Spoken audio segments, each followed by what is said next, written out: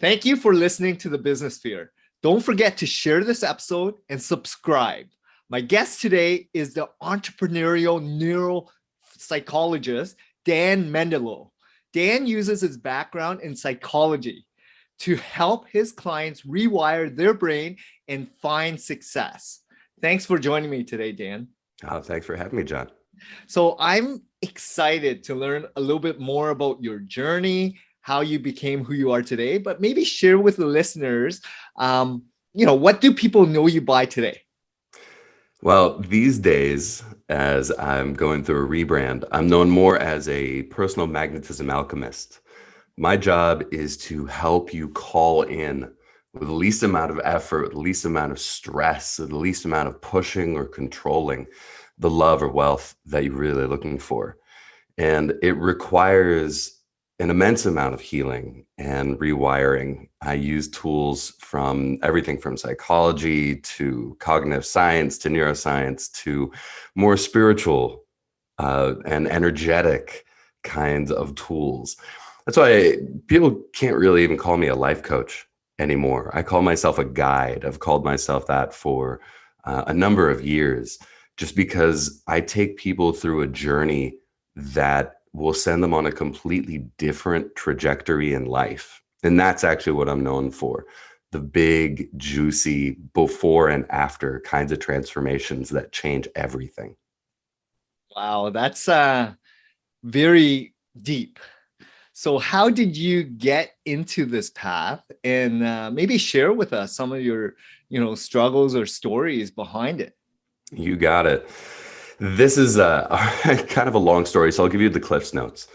And with the backing to really say all this is, I believe that we choose our lives. I do believe that we come into this life after a meeting, right, with a grand council to decide, what are we going to try to learn in this life? What are we going to try to accomplish, try to master in this life? And how do we set up challenges so that by overcoming them, we can discover who we really are and discover our gifts and our strengths and grow into these actualized beings. And with that in mind, I think I set myself up for a hell of a life. I started off as an emergency C-section kid, almost dying. Very first moments on this earth was traumatic. After that, I was literally suicidally depressed my entire life until the age of 31, which is so rare that people will say it's impossible.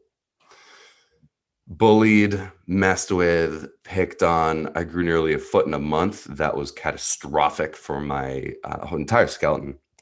But also throughout all these things, feeling so weak and fragile and feeling isolated. I was born in Jerusalem, Israel, grew up in New Jersey. So I know what it feels like to feel like a true outcast and to feel lesser than everyone else and to feel so different.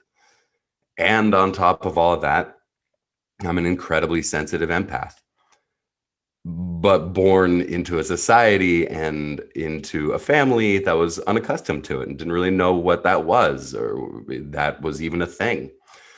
So I grew up not only depressed, but thinking that I was literally insane, thinking that I was out of my mind because I just didn't know what to do with all of the emotions and thoughts and feelings and everything that was going through me on top of everything else. And at 3 years old, one of my sharpest memories from then was walking into my mom's kitchen and telling her that I was so sick of being that. And I just wanted to fit in, and I just wanted to be like everybody else, that I'd never speak Hebrew again, my mother tongue, which is a 3-year-old's version of saying, I will never be myself again. And that vow fractured me and set me on a course of just feeling worse and worse and worse and trying to fit in and trying to just have friends and have a normal life and just feel okay. There are no pictures of me smiling. I didn't know how to smile. In fact, in my senior year of high school, I figured that might be something that I should learn how to do. So I actually sat there like a psychopath and looked at pictures of people smiling so I could learn how to do it like a fucking alien. That's who I was.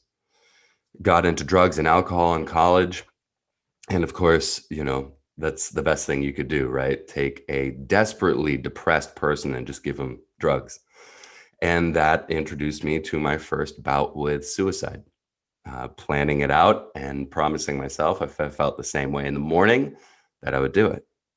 And instead of feeling that, I felt angry and stubborn and resistant and rageful that this was my life, that this is the decision that I had to come to because it was the only thing that was going to feel good. I refused. And I set myself on a path to learn my way through it, to figure out why was it that I felt damned, that I felt condemned and broken every day of my life, whereas everybody else had it so easy. Everybody else could just go out and make friends, get dates, have the bodies that made them feel comfortable, feel good within themselves, laugh, smile, have normal lives. And here I was just struggling through every conversation, every single day, every single thing. Felt like I was carrying thousands of pounds on me. And regular psychology didn't help. I ran circles around my psychologist and they gave my money back more than one time. So I got into weirder stuff. Back then, neurolinguistic programming was not so big. Neither was positive psychology. It didn't even have a name back then. And I started getting deep into Vedic sciences, into spirituality, into every single thing that I could.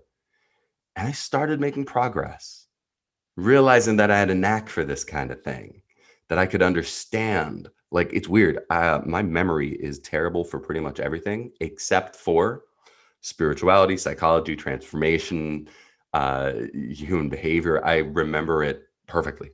You tell me that once, it's in there forever. And I noticed, like, I get this stuff and it helps. And I could start helping other people even while I was on my own healing journey. And then I got introduced to a Hindu spiritual cult for a year and a half. That in and of itself is hours and hours and hours and hours of stories.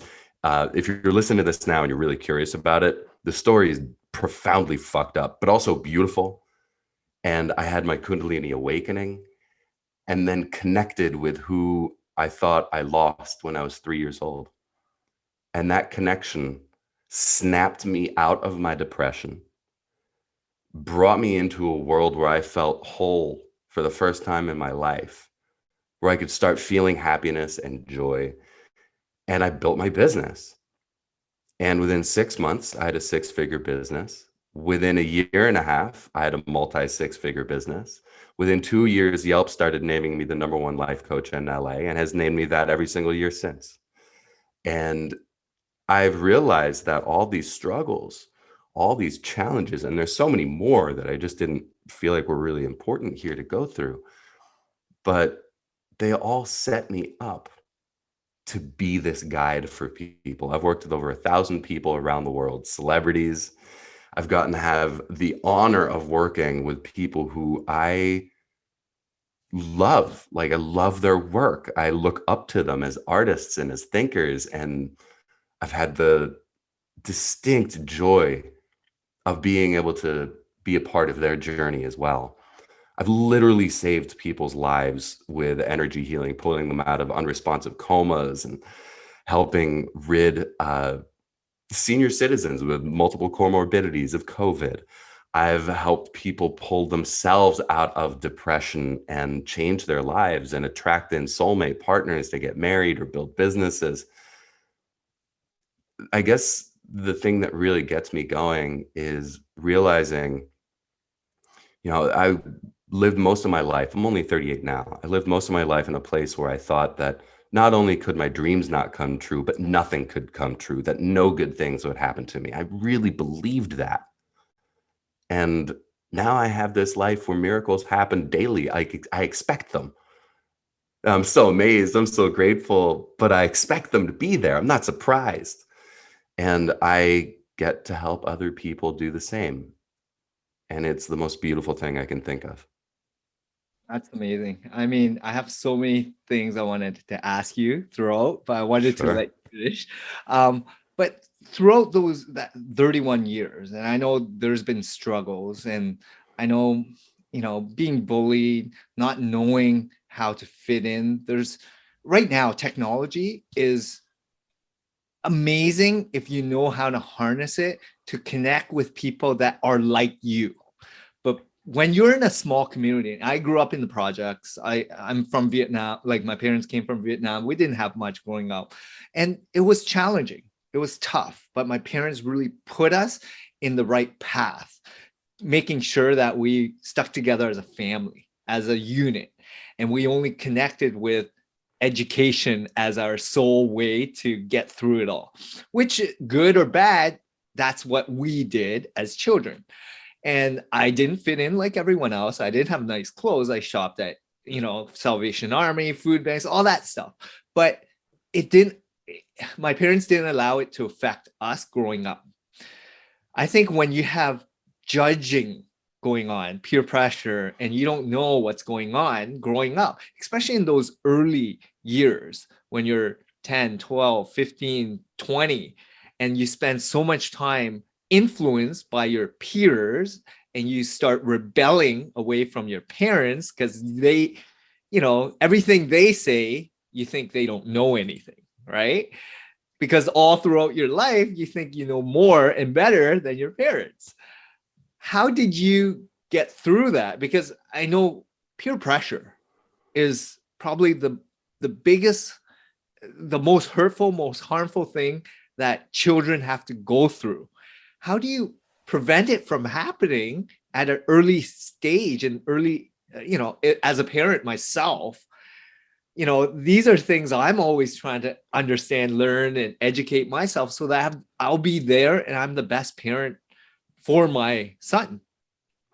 I think one of the most important parts of it is to realize that any gift that is misunderstood is identical to a flaw.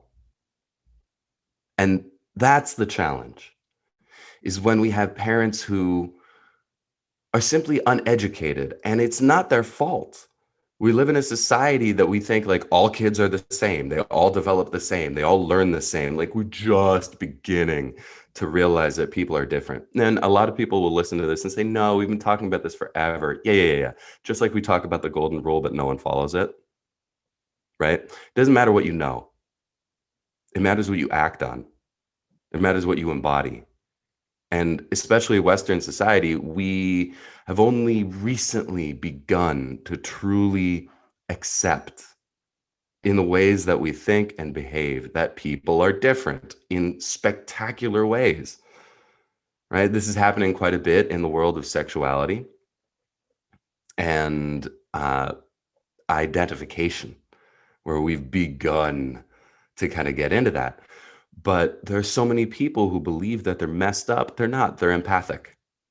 We have so many people who believe that they have this thing that is wrong with the way that they're thinking. They're given ADHD, but really, they're prescribed these drugs, but really they just had trauma as kids. They think, they're OCD or OCPD, I think is the other version of it. And it's really just a trauma response. We just don't know these things. And so what parents try to do is they try to bring their kids into their own worlds. They try to, instead of really trying to learn about who this child is and fully invest in discovering this child's gifts, instead of just thinking it's different, there must be something wrong. That's one of the things that I really do hate about our modern understanding of psychology. And I think psychiatry is extremely hazardous in most cases because it's just like, oh, that's different. We need to treat it rather than understand it through a wider lens, right? Like I wasn't just depressed. There were reasons why I was depressed, many reasons, but without really understanding it, think, oh, just give that kid some drugs. Well, I would have never had the opportunity. Thank God I never took drugs. I promised myself if I ever got to that point that would be the day that I do end it. But it forced me to look in and understand, like, I wasn't actually crazy. There are these things called empathic people. And we do take in other thoughts and emotions from others. That's not craziness. That's a reality. And so when parents understand the different realities that could exist and the gifts in them and how to communicate with people like that, how to think like they do, like you raise an autistic child, there are so many gifts in being autistic. It's insane. But yet there are parents, because they just don't understand it, will raise their kids thinking that they're broken. And because they believe that, or they believe that, oh, I need to treat this kid in a different way that is fundamentally disempowering through pity, through whatever kind of frame they put themselves through, all that stuff gets retained by the child. All that stuff gets absorbed by the kid. And they think, oh my God, yeah, there is something wrong with me. There is something bad. I do need special treatment. I do need this. I do need that. I do need these drugs. I do need to make up for this, instead of learning how to use it, harness it, love it, work with it, see the gifts in it. Because when we fully appreciate ourselves, bullying can't happen. It doesn't exist, right? Kids who get bullied usually get bullied because they have targets on their backs. And they're the ones who put them there themselves. But where did they get that idea? Right? We're not, most of us are not born thinking that we are worthless. Most of us. We got that idea from somewhere. Where did we get it from? Right? So I really believe that parents need weirder education. Let's put it that way. We can no longer continue to raise kids without training, or raise kids. We'll just figure it out. The fuck you will. Your kid's going to end up on my couch one day, right? Learn, study, learn about yourself, learn about the human heart, learn about emotions, learn about spirituality, learn about how different people think in different ways and process information very differently from each other. So that when you meet someone who seems like an alien to you, you understand them, you can speak with them. And when that person is living in your home, then you can be a really good guide for them. I think that's how we heal it. Yeah, and this is great insight because psychology, and I've been a big advocate of, just working with business owners, and the mindset the business owner has to get through to really provide a service or product to customers is getting into the minds of their ideal customers, their customers, right? The users. And last couple of years, I've been really taking a step back in reflecting on perspectives of all my team members, my staff, my clients, my family, my relatives, my everyone, and spending more time on slowing down, because I was wired to just go, go, go. And I've been less stressed. I've been sleeping way better. I've been mindful. I've been doing a lot of relaxation and meditation and, everything to really slow down, to have a better perspectives on values, cultures, upbringing, how people absorb content. How do they take it in, and how do they express it, and why do people do certain things? And I'm teaching this to my son, of course, and this is the main trigger for me: being educated, informed enough to make informed decisions that best suits my family, the closest people in my life, so that we are better equipped to not judge anyone, let people be who they are, accept them, and just live what you are there for, right? To be a part of society, right? And as last 2 years, COVID has hit a lot of people on an emotional level, on a whatever it is, like health, finances. There's a lot of stressors going on in life. And I found that I've been happier than ever. Things are going better than ever. Family are closer together because I've slowed down and stopped judging. And I started letting go. I started letting things be the way it is. And it's been so refreshing. And I don't know if this is normal, but a lot of people are probably letting stressors affect them. And that's how you get into this rabbit hole of, destroying your life and other people's, and starting judging, and all these ripple effects that happen. But if you slow down and then really analyze and figure out, why are you stressed? What's the root of it all? Are there triggers? Are there people that are preventing you from doing things, or things, right? It's been great. Like the last couple of years, I don't know, just absorbing tons of content, learning from a lot of different, good people, humans, even people that are above or below me. It doesn't matter. It's just people in general.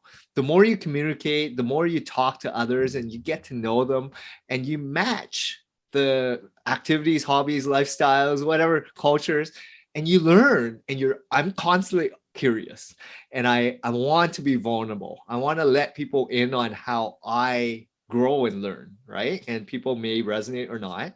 They may think I'm a whack job, and that's totally fine too. I will accept them for what it is, and that's how it is. Like, I don't know if that's good or bad, Dan, but that's what I've come to realize in the last couple of years. I've been happier, I've been successful, and I'm trying to help as many people get to this state. But it's hard because a lot of people are not there yet. Sure. I mean, okay, so what you said, yeah, it's not normal. It should be, but it's not normal. Because in a society that celebrates feeling bad, and they do, especially now, Media. right now, we live in a society that worships being a victim, worships it. And you look at the memes, you look at social media, you look at how people talk, look at the fact that you can be unhappy for no reason and people will accept it. But if you feel happy for no reason, people will 5150 you, right?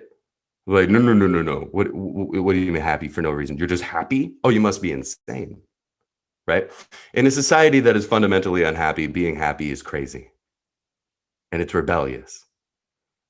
And putting down the judgment and making these changes is an act of pure rebellion. And it's important until it is normalized. It is important that we are rebels and we avoid whatever society says. Usually, it's like, oh, society says, it's usually wrong. And so it's our responsibility to be that voice of rebellion. And the thing is that knowledge alone very rarely changes anything.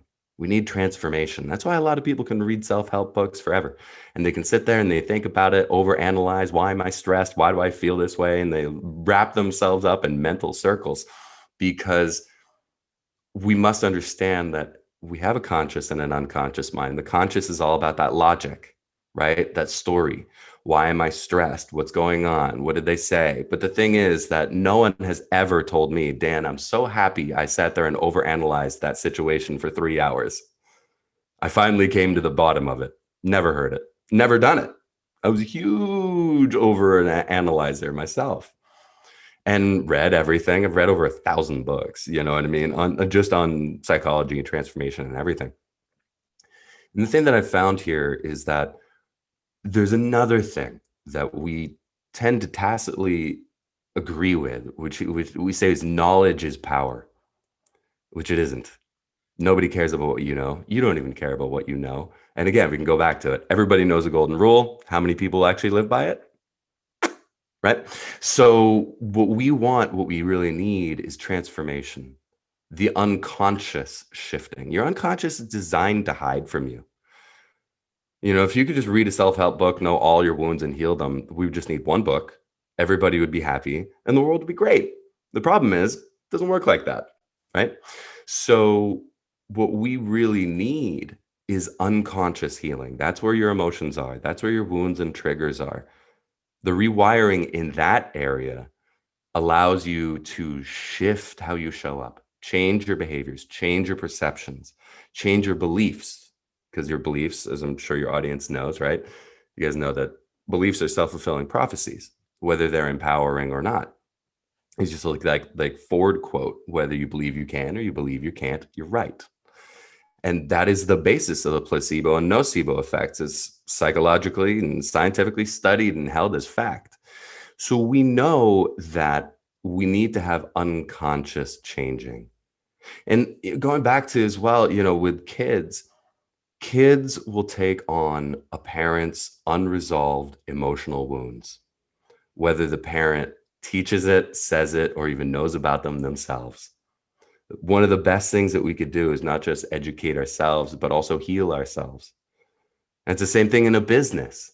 The business will take on, just like a kid, the business will take on the leadership's unresolved emotional issues.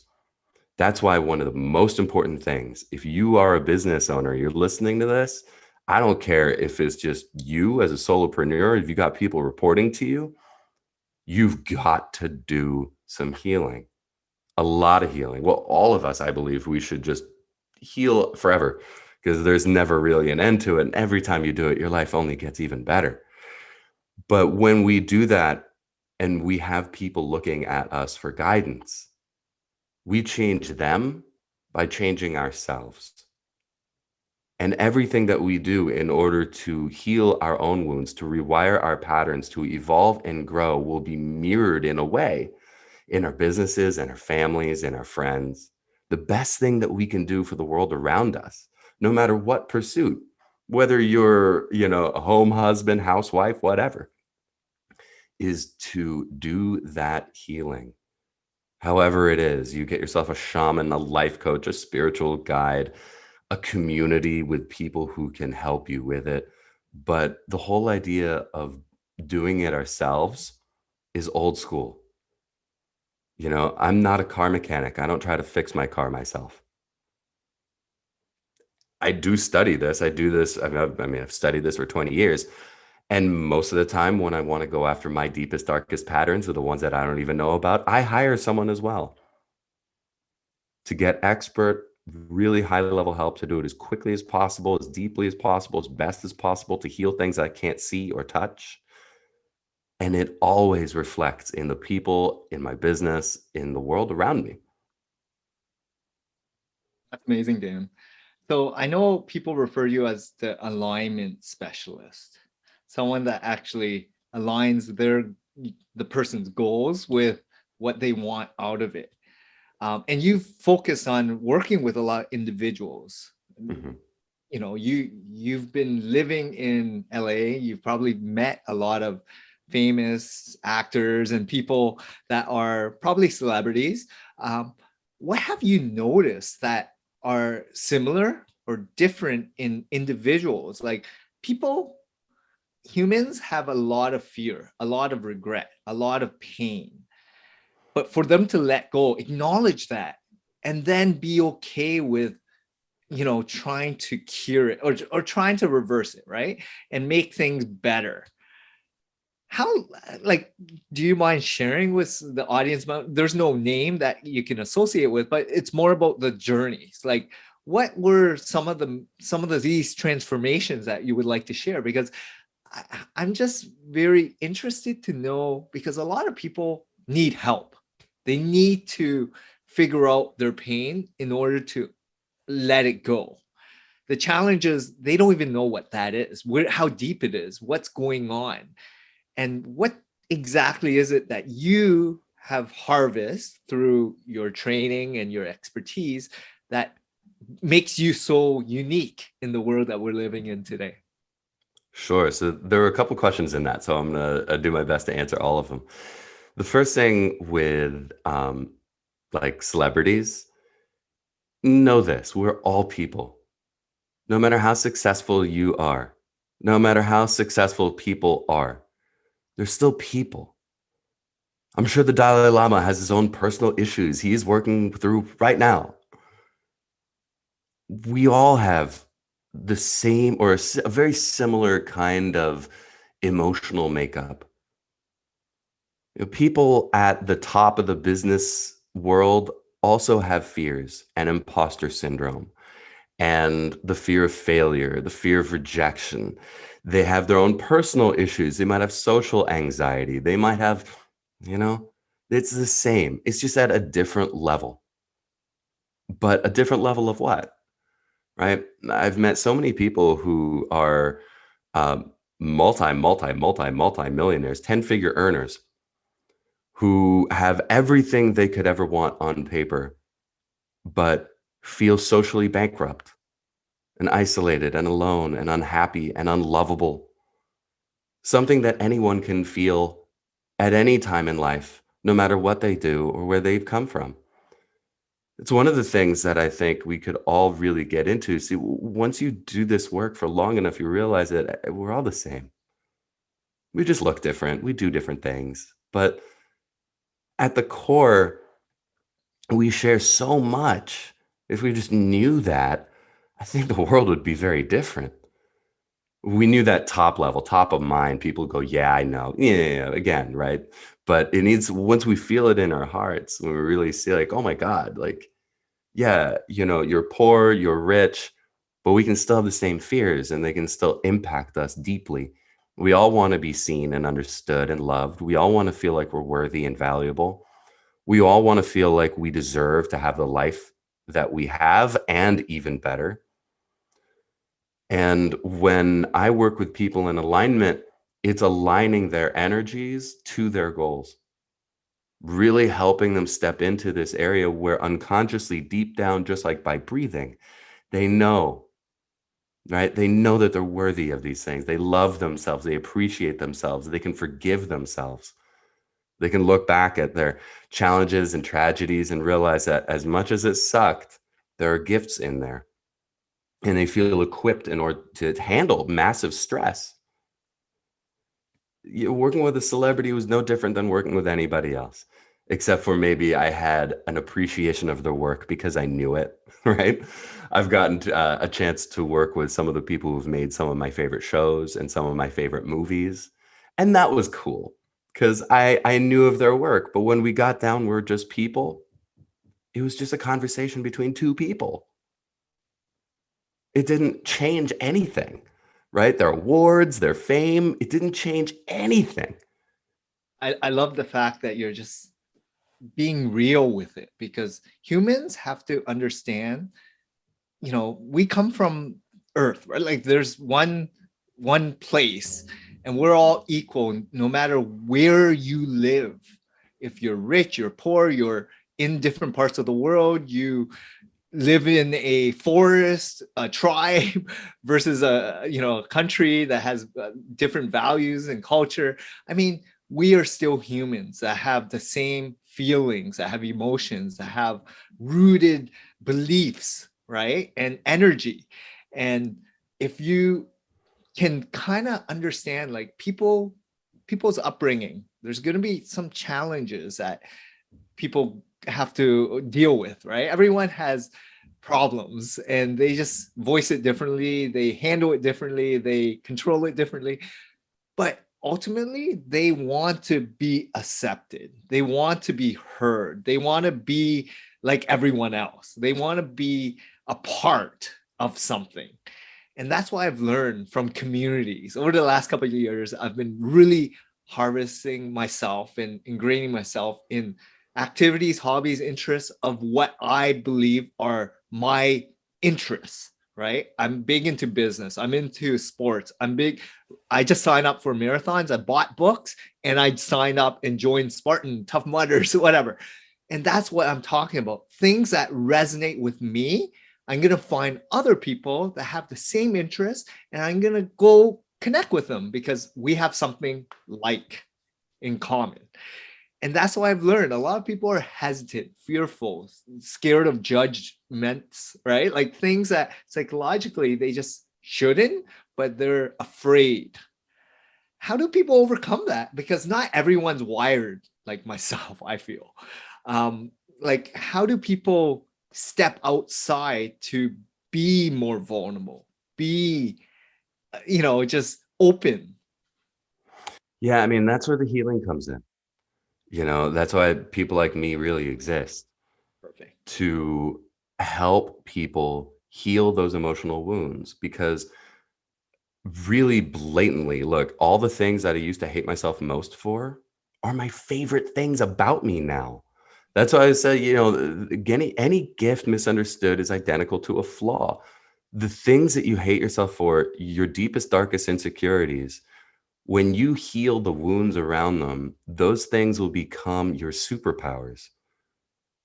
But the thing is that we don't find our strength when things are easy.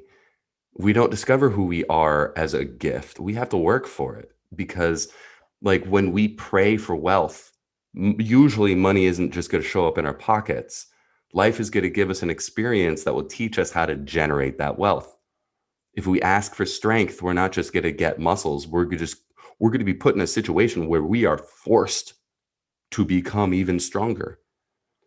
So when we struggle with these things, when we struggle with fitting in, or feeling seen, heard, whatever these basic human desires as we're talking about, that's what it is. It's a call for you to do the internal work and get to a place of deep appreciation for all of these things, to learn how to use them, learn why you were gifted with them.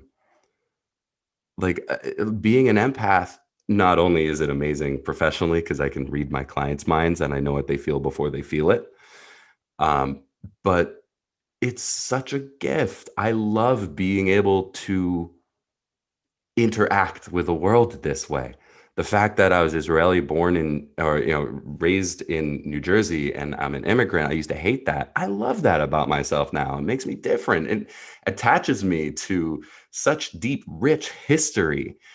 That the thing is that, like, one of my clients asked me the other day, she wanted, in a way, to know the thing that heals all things, if there is such a thing.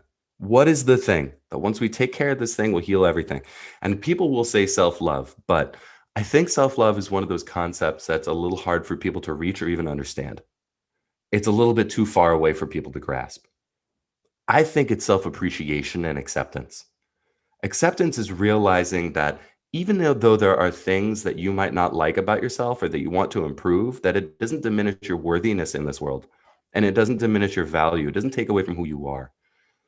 And then appreciation is a skill. Through healing the wounds and learning that skill, you can come to a place of deep appreciation of who you are and where you are, of your struggles, of what you're going through now, even though they don't feel very good.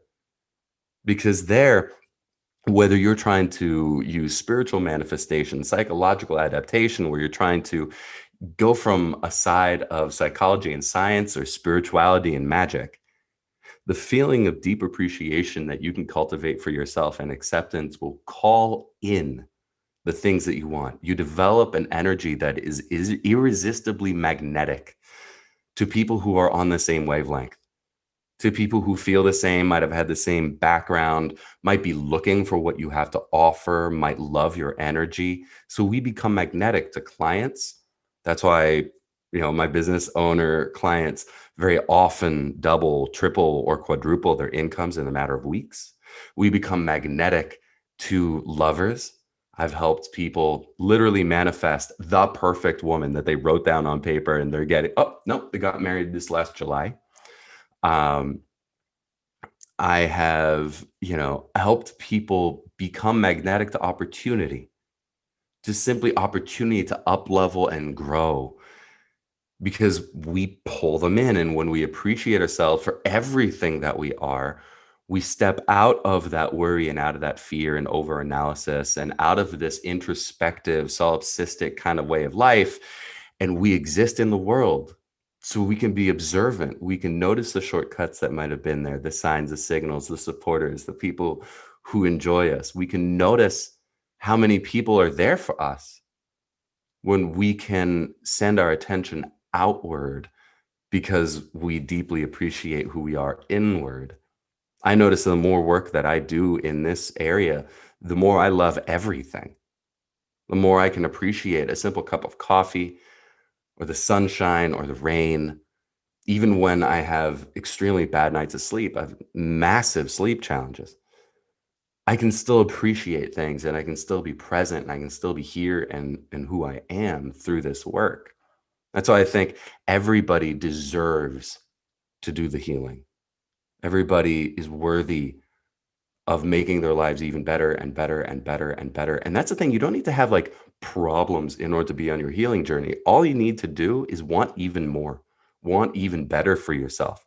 Because the things that might be keeping you stuck in a good life and preventing you from getting an extraordinary one, those are also wounds, beliefs, patterns that just limit you. And by finding them, by working through them, by healing them deeply, not just by watching a YouTube video or reading a book, by actually doing the work, you can transform your life. And I think we all deserve it. That's amazing, Dan. I know you touched on life experiences and your uniqueness, right? Like everyone is different. Everyone comes from different upbringing, different culture, different, you know, parenting styles, different values, different friends, different social groups. Um, you know, but the challenge is a lot of people don't realize that's how they, you know, grow and learn, right? Like it's not the only way.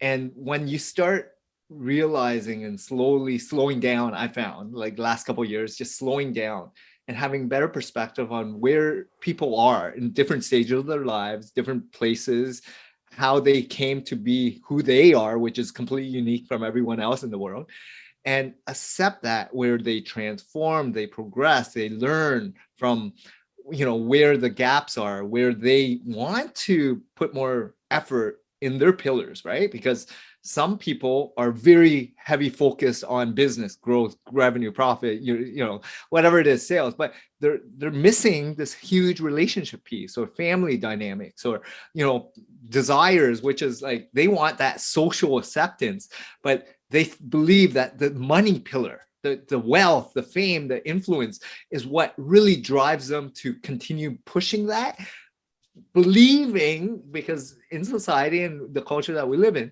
people who have X amount of net worth or wealth is perceived to live a better, grander life. But in reality, are they really content and happy?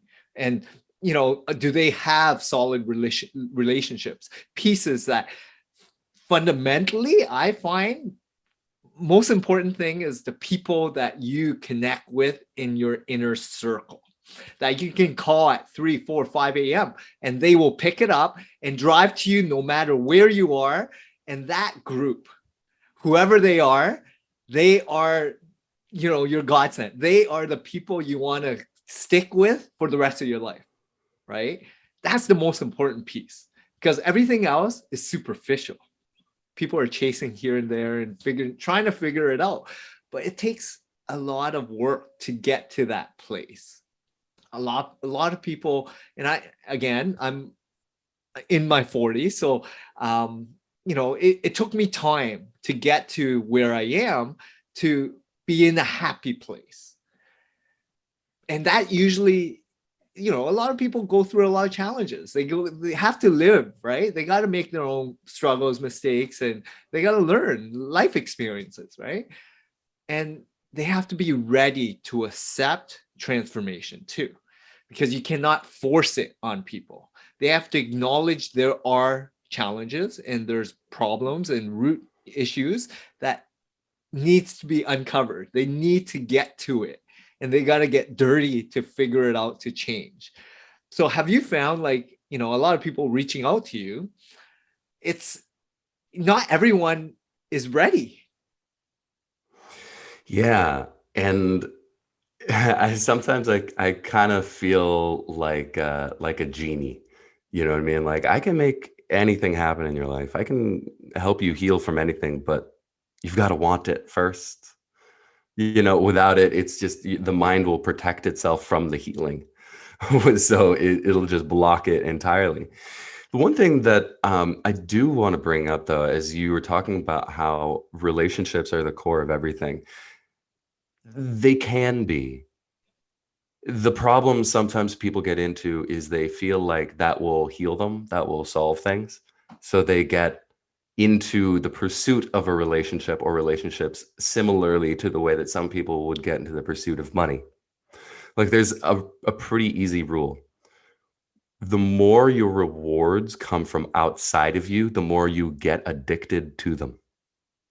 The more your rewards come from inside of you, the more they set you free. Appreciation is a skill.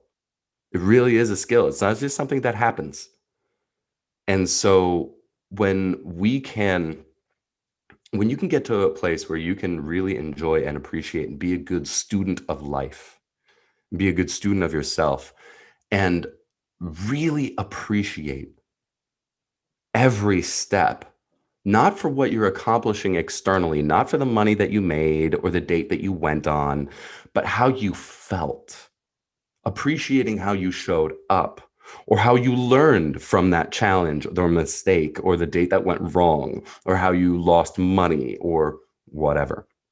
And we can cultivate the rewards internally using the externals to help us feel from ourselves worthy, valuable, like we're growing, like we're contributing, feeling significant. Again, not from the externals, because you can feel all these things if you make $1 or you make $1,000,000, but you can also not feel these things, no matter how much money you make or how many friends you have. I felt totally alone and I had like 30 friends, good friends. Still felt totally alone. Had nothing to do with them, had everything to do with me. How was I perceiving myself in these situations? When we can get to a place where we can generate these amazing feelings for ourselves, no matter what's happening externally, we are free. But the more we need relationships or the money or the house or the job or the status or whatever, the more we need of these things. Right? It's called the hedonic treadmill. We can get used to anything. That's why when you have your first 10K month, it feels great. After you've had your fifth, now that becomes the baseline. And if you don't hit that 10K, what used to be a dream goal, if you don't hit it, now it's the worst month of your life, right? Because you've gotten used to it. You familiarized it. It's gone back to baseline. So now you need more. You need more. If your relationships if you're trying to fill a void in your life with relationships, you will never have enough. You will always need more. You will be a social climber, a people pleaser, right? Hey, we can turn anything external into an addiction and give it power over ourselves. But when we learn how to cultivate what we want, we can heal that void. What are you using those relationships for? Significance? Great. Well, if you heal the wounds preventing you from feeling significant in your daily life, and you can help yourself feel significant just by making a cup of coffee or just by waking up in the morning, not only are you free of the addiction, but your relationships will improve in their quality because now you're not needing them. You don't need them. You want them. Now you don't need them as medicine. You want them because they fill you with joy. So you can connect with people on an even deeper level. That's a spirit of freedom. I think self-awareness is so critical. Being grateful, appreciate, giving, just thanks to everyone, everything, every product, service, people you interact with, and accept them for who they are and what they do and how they got to where they are. And I'm finally realizing, like, judging people for face value, like, why do people do that? Why do they feel so superior to others to then be able to judge and want to believe that they're not normal, right? When you're at a point where you realize that everyone is unique and they're special and they have superpowers and they want to just be loved. They, like, last couple of years have been very transformational for me, Dan. And just being able to accept my neighbors. I'm spending more time in the community because of COVID, getting to know every walks of lives because I'm not traveling like I used to. I'm able to accept people and want to bring them in and have fun and learn. Like, I'm ultra curious of my neighbor that, yesterday I spent all day shoveling snow and I was walking around and some of these homeowners were ladies that are in their 60s and trying to shovel on their own. So I just went out and helped and had a conversation with them. And it was so helpful for me. And I was like, yes, they wanted to thank me and stuff, but I was like, no, thank you, for being a great neighbor, right? Like just accepting them.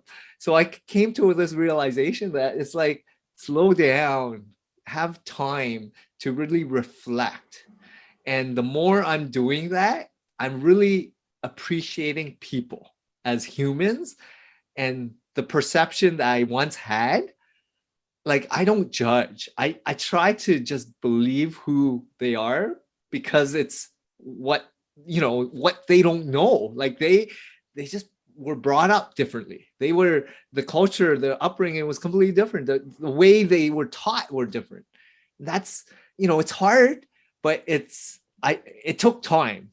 And that's what I mean. Like transformation does take time, and maybe I could have expedited it using your services, but it's been great for myself to realize and have more joy in my life, because I have abundance of people and myself being fully self-aware of what triggers me happiness, right? And the more I give, just not wanting anything out of it, the more just being happy and being myself, right? Things happen, like you mentioned, Dan. Like it's weird. It's like karma, like people say, like it just happens, and it's amazing. Yeah, I mean that is magic. That's you know part of my work is teaching people how to manifest things, but a lot of people go through the visualization, they go through all these other steps, and they go through prayers and mantras, and they write things out. The way that I do it is harder, but it's right through healing. Because again, when we can drop that judgment, by the way, when we catch ourselves consciously judging other people, it's because we're unconsciously judging ourselves. And it might not be one for one. If I think that someone is stupid, doesn't necessarily mean that I think I'm stupid, but there is a judgment there, unconsciously spoken. When we drop that stuff, we come into acceptance and appreciation of ourselves. Very often, we don't need all that visualization. We don't need everything. Life will just give you gifts. Life will just give you blessings. And that'll, when we really cultivate that ability to be grateful as well, then it's like when it rains, it pours. But on the positive side, you get a gift, and that just fills you full of joy. And because you're full of joy, you meet someone who wants to help you or give you another gift, and that fills you with even more joy, and transfer that off to a friend. And it creates this positive domino effect.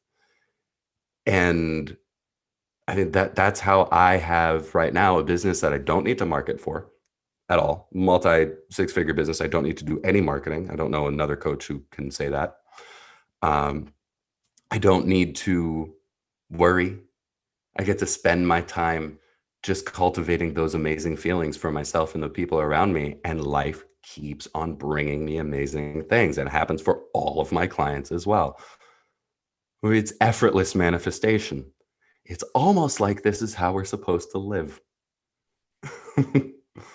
But it takes time, right? And it takes a lot of work, and it's a lot of effort. And not everyone gets it. Not because Sure. it's self-realization, right? A lot of people aren't willing to step outside their comfort zone. Mm-hmm.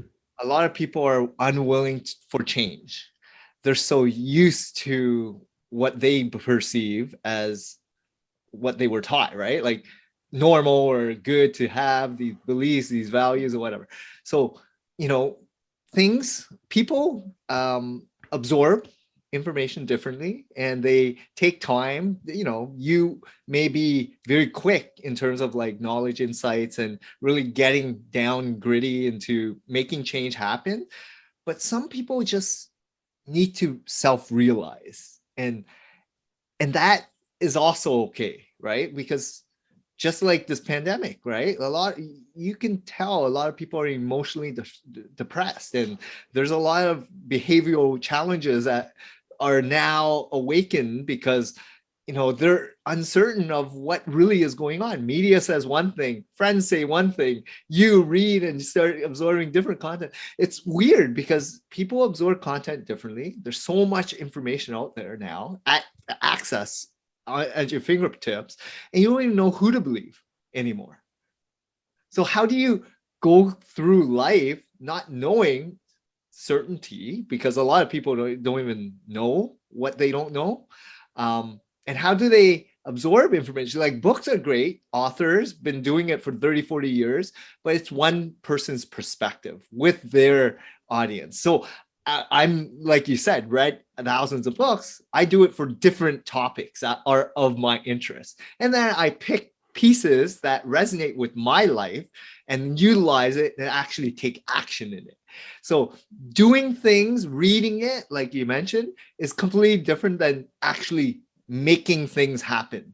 Because as a business owner, you got to make and move forward, and you got to do things, right? And that's how I have been working working this business, doing what I do, because I actually enjoy the process. I enjoy that transformation, like you mentioned. This podcast didn't just happen, it's 3 years in the making, but I enjoy each conversation I have, taking bits and pieces and utilizing for myself and my audience, of course. But it's fun, right? Like, why do I do things? Because I'm happy wanting to cherish these relationships and moments with others, and hopefully making an impact in the world through this medium, right? But ultimately, what it is happiness, true happiness. When you get to a point where everything you do, from the time you wake up to the time you go to bed, you're embracing life, you're living, and you're cherishing moments, and you're appreciating, you're grateful, and you understand, and you don't judge, and you just accept, and you let go of any of the judgments, then you come to a really good place in life. Yeah, I agree. And by the way, embracing things doesn't mean that everything needs to feel good. You can be generally happy and have a bad day. You can be happy and have things go wrong. You can be happy and struggle, right? It's not a moment by moment thing. It is a general state of being. And yeah, that's really the core. We break happiness down, though. Happiness is one of those things like depression or confidence that is actually the result of something. It's a network of things. And not everybody, we got to honor where everybody is. You know what I mean? It's not about peer pressuring people into healing. That's just as messed up as any kind of other peer pressure, right? We've got to honor where people are and accept where they are, whether we like it or not. We don't need to continue engaging with them if it's something that is bothering us or in some way disrupting our worlds. Everybody's on their path and in different places along that path.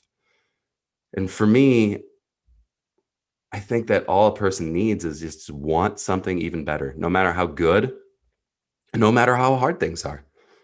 All you need is just want something even better.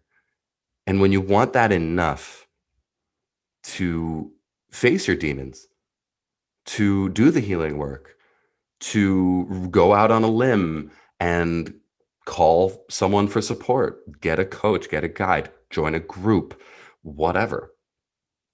The moment you're really, truly willing to do that, things begin to shift.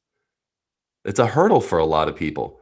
People come up with all sorts of logical excuses, right? How many friends do we know who stay in abusive relationships, but they have all the excuses in the world, and they'll say, yeah, I know I should leave, but they don't.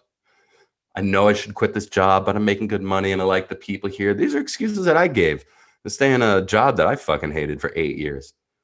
We all have reasons to stay. So sometimes what people need is to hit rock bottom. Some people need to just fall down the open elevator shaft, have everything go as badly as possible, as quick as possible. Let's not draw it out, right? Rip the Band-Aid off as fast as you can. And get to that place where you are kind of desperate, because then you'll do things that you were resisting before, and you'll think things that you were resisting before. That's why rock bottom is one of the most powerful places we can be. It can propel you into happiness. That's one of the wildest things. By having things go as badly as possible, you can make things go as well as possible. But being in the middle, ooh, sometimes that's the worst. Totally agree. It's great. This conversation, Dan, has been very eye-opening. I really had a lot of fun. Can you share with the audience members how they can reach out to you if they had any questions? How do they, check you out in terms of any of the properties that you own, and utilize your services if they have interest? Yeah, you got it. So my website is danmendilow.com. If you're interested in, checking out some of the other sides of things, you can look at me on Instagram at Dan Mendilow. It's pretty straightforward. Or Facebook, Dan E.C. Mendilow. I will begin writing actual posts again for the first time in 5 months pretty soon. I've taken this massive hiatus, but there will be a lot more content out there. But if you go to my website, there is my own podcast with 125 episodes and videos and all sorts of kind of really fun and in-depth content on there. If you'd like to learn more about me there as well, you can apply for a rapid expansion readiness call. It's a free consultation with me to see if we want to work together, and then we can just take things from there. Amazing. I'm going to definitely have that on the show notes. So it's going to be linkable. But I really want to thank you for your time, generosity to share with all the listeners this great conversation. I'm ultra grateful, and I appreciate the time that we've shared today. Thanks a lot, Dan. Oh, thank you for having me on, John. It was an awesome conversation.